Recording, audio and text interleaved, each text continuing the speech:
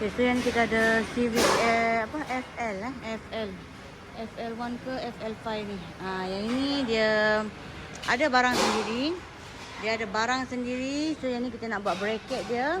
Lepas tu kita buat dia punya corak pada disc ni. Nampak? Ni corak ni dah siap buat.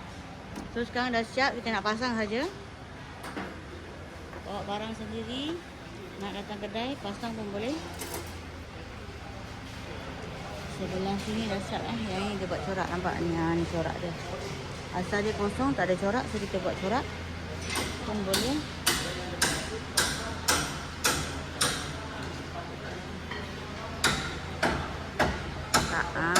Tu. Yang belakang tu nanti kita akan spray dia punya kaliper bagi nampak macam baru, guys. Yang beza ni pula nak masuk brake belakang Dia punya beza ni asal brake drum nak masuk kepada brake disc. Ni beza ni. Asal drum masuk kepada brake disc. Tengah buka lagi. So yang ini Azia ni. Azia dia nak pasang brake belakang juga. Yang Azia ni pun nak pasang brake belakang. So yang ni Saga suara ni. Dia tukar extra bush. Tukar dia punya lower arm. Tapi saja adjustable juga pun boleh. So yang buat fire ni dah siap dah daripada pagi tadi. Tukar dia punya extra bush, tukar dia punya bush lower arm, tukar dia punya ball joint pun tukar baru. Ball joint ni dah koyak semua. So tukar dia punya start bush, nampak ni. Ni dah masuk dah. Bar bush dia pun kita dah masuk, absorber link tukar baru.